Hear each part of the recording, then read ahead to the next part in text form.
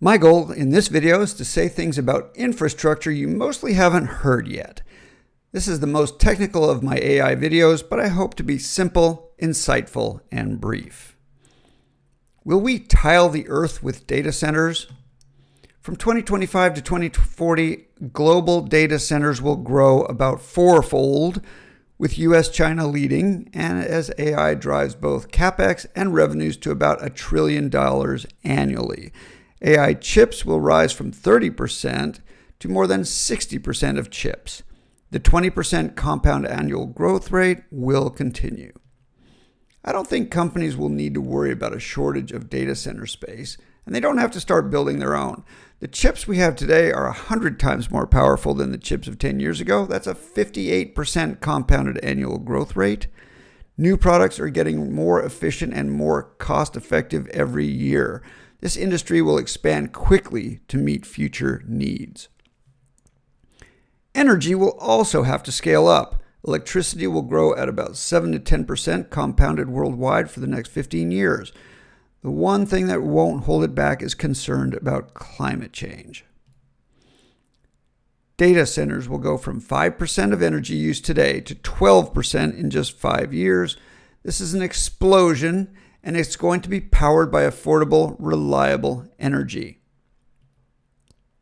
Right now, natural gas is, on an energy equivalent basis, selling for an inflation-adjusted 25 cents per gallon. Now that we're disconnecting climate from energy, companies can finally invest in affordable, reliable energy, and that's what they're doing. We can see plenty of supply from here, which will only bring prices down as we stop subsidizing renewables. Energy companies are not only producing enough, there's plenty to export from North America and elsewhere. Nuclear energy should be the fastest growing segment of the energy sector for the next 20 plus years. I don't recommend that companies invest directly in energy production. The power and compute will be there.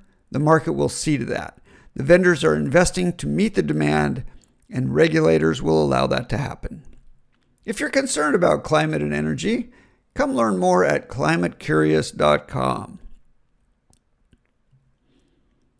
Now, model context protocol is another important part of our infrastructure, and it's just getting started. I explained the protocol in another talk, but essentially it's a way for large language models to interact with services via text and English rather than using APIs directly. Anyone can set up an MCP server, and any application can choose which server to use. If it works, the MCP ecosystem will grow and grow, kind of from the bottom up, which is great.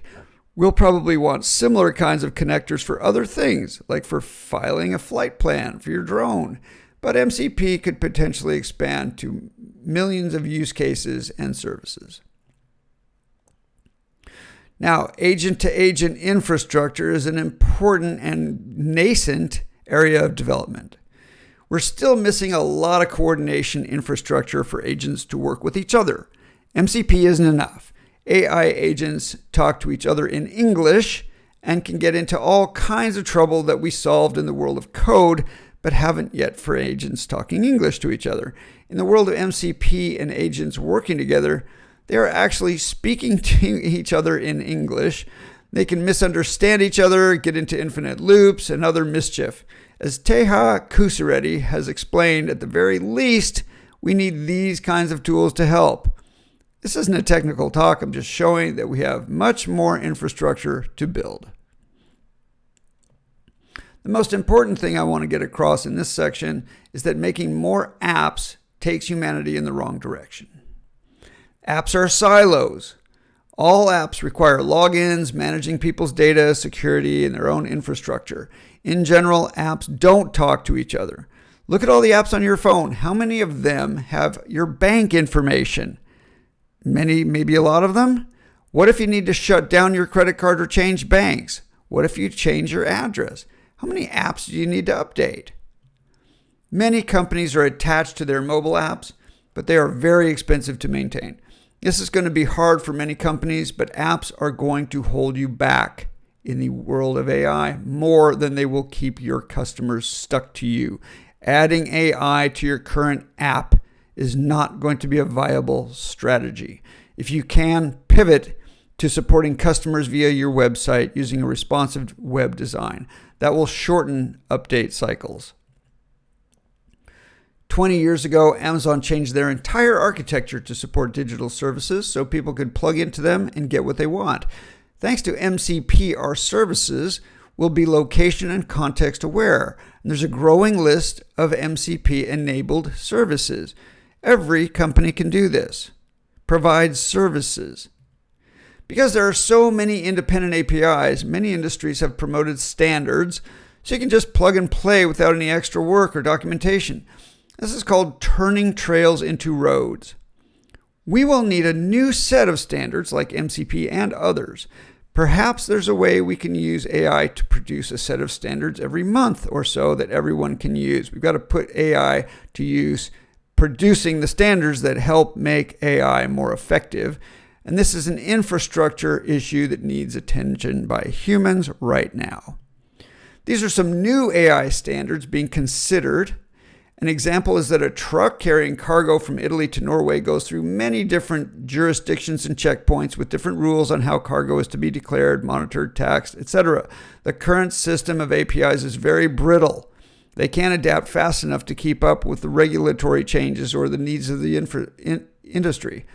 All of that activity should just flow using AI agents that track the shipment and agents that represent the various entities involved.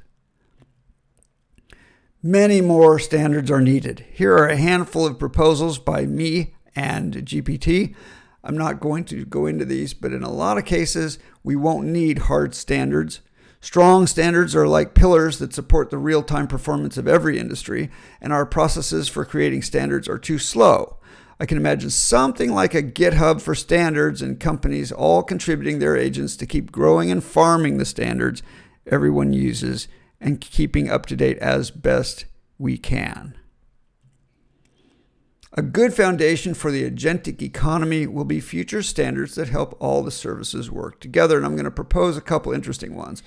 For starters, we need a universal timeline going back at least 100,000 years, and it should be accurate to the millisecond, perhaps even less, so everyone can use it to bind real-world events to a canonical timeline that everyone agrees on. We're about halfway to this using internet timestamps and blockchain timestamps now, but it needs more work to go back into the past and forward into the future. It would help us plan drone flights, coordinate rescue operations, predict storms, record valuable data, and much more. We also need a single digital twin of Earth that lets us do everything from games to architecture to zoning to buying a home to planning a city to running factories, transportation, and commerce. The UN is building a nonsense one that no one should adopt. Some progress has been made in the private sector, but this is something all industries should collaborate on. I'd also like to see a universal shopping cart so you can just load products and services through your LLM interface from many different sources and just buy them all at once. Now, in my book, I describe the digital birth certificate for any product. Each product should have its own digital passport that shows where it's been, who's owned it, what condition it's in, repair and service history, etc. And that even goes for houses or rockets or airplanes or the watch on your wrist. We sort of have it for homes and cars now, but we should have one for everything worth tracking. And I cover much more about this in my book. The last piece of infrastructure I want to talk about is the world of offers. Because SEO broke a long time ago and AIO doesn't promise anything much better, I propose a new way to discover offers. So today we have websites like Amazon and eBay and databases like Shopify that hold descriptions of products and their prices, and those are offers.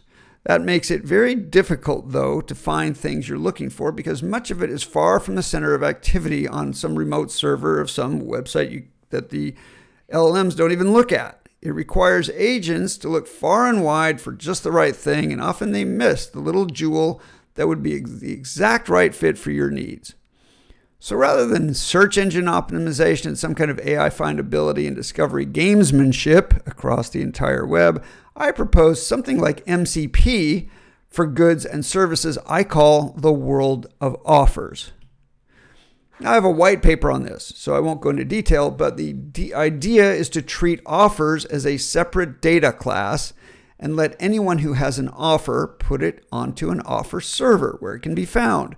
This relieves the LLM companies and search engines from scouring billions of websites, and it creates a connected web of offers that are easy to find. Agents can automatically update them, and shoppers can compare products and services head to head.